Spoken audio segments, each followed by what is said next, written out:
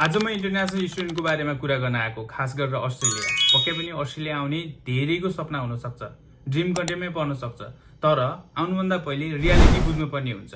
हो, मान्छु एउटा विद्यार्थीको लागि विदेश पढ्न जानु भनेको भेरी एक्साइटिङ कुरा हो। डेफिनेटली मेरो लागि पनि थियो, तपाईँहरूको लागि पनि त्यही हुन्छ।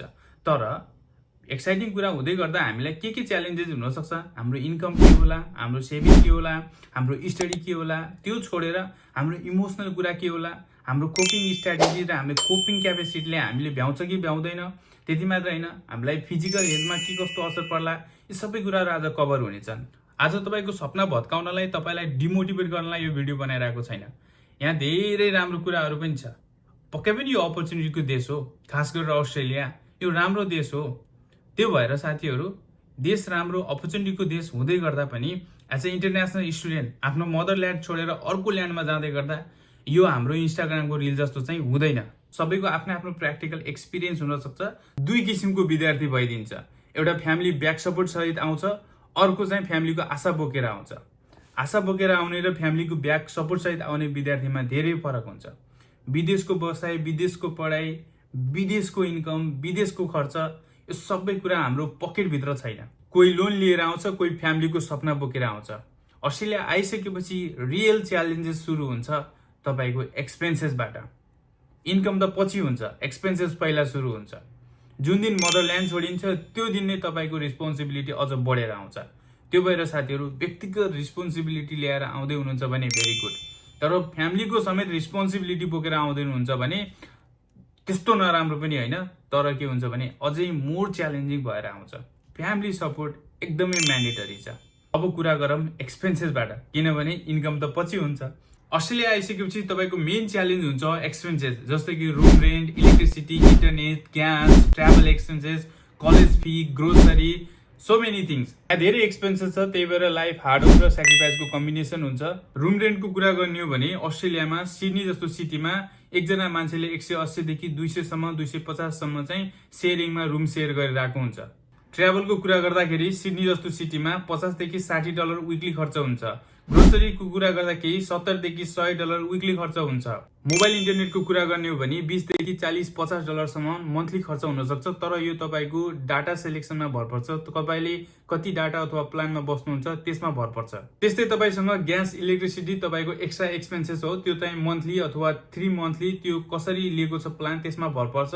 यो सबैमा डिभाइड गरेर पनि आउन सक्छ। तपाईँ कोसँग रुम सेयर गर्नुहुन्छ यो छुट्टै छुट्टै हुन्छ। कसैले चाहिँ मन्थली $50 सम्म त्यो पे गर्छ, कसैले $80, कसैले $60, त्यो डिपेन्ड्स तपाईँको कन्जम्पसनमा भर पर्छ। कलेज फी तपाईँको 10 देखि 15,000 तपाईँको 6 महिनामा कलेज फी पर्न सक्छ। यो तपाईँको कुन सब्जेक्ट, कुन कलेज अथवा कुन युनिभर्सिटीमा पढ्दै हुनुहुन्छ र कुन लेभलको स्टडीमा भर पर्छ भन्ने कुरा हो। जस्तै तपाईँ ब्याचलर र ब्याचलरभन्दा माथिको डिग्री गर्दै हुनुहुन्छ भने तपाईँको केही नभए पनि मिनिमम 10,000 देखि तपाईँको 15,000 17,000 सम्म कलेज फी पर्न आउन सक्छ। यो तपाईँको युनिभर्सिटी र कलेजको फी पनि फरक पर्छ।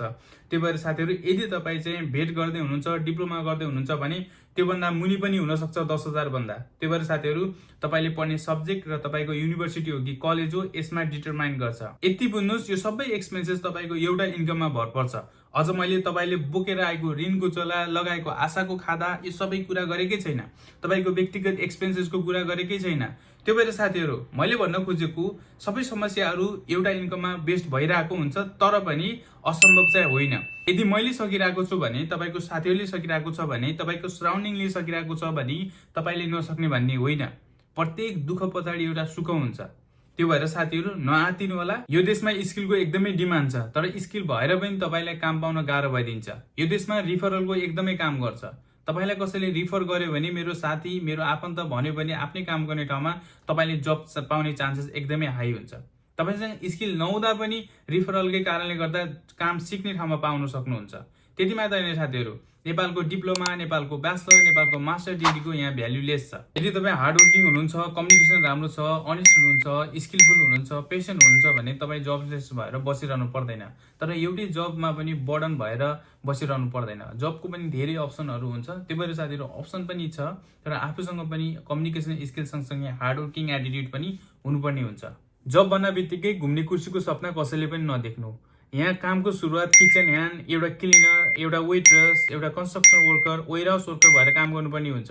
सुरुमा सबैको स्ट्रगल हुन्छ, बिस्तारै बिस्तारै आफ्नो अप्सन बनाउँदै जाने हो, स्किल सिक्दै जाने हो, प्रमोट हुँदै जाने हो। त्यसपछि बल्ल 2-4 वर्ष दुःख गरेपछि त्यही सेक्टरमा अलिकति राम्रो ठाउँमा काम गरेर अलि सहज भएर राम्रो पेमा काम गर्ने अप्सनहरू बन्दै जान्छ।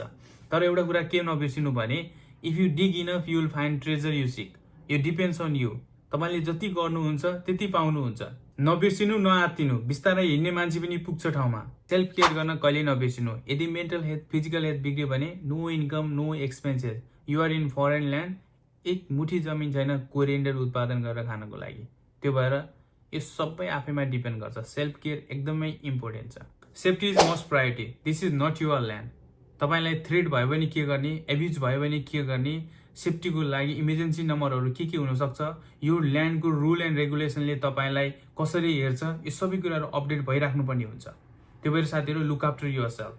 अब कुरा गरौँ अर्निङ। अस्ट्रेलियामा 23 पर एन आवर दिन्छ र 35 पे भइरहेको हुन्छ। त्यो मान्छेको जब टाइटलमा भर पर्छ। अनि विकली 800 देखि लिएर 1200-1500 सम्म मान्छेले गर्ने दुःखमा भर पर्छ र कति दिन काम गर्छ भन्ने कुरा भर पर्छ।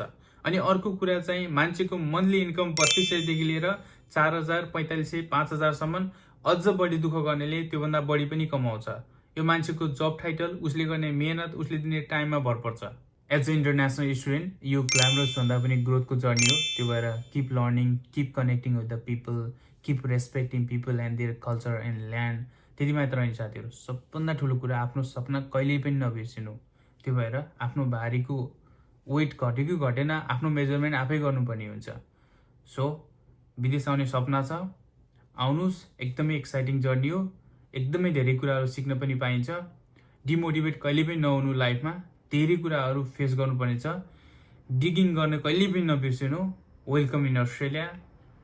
Go in foreign land, learn something, do something for yourself and try to return back to your country.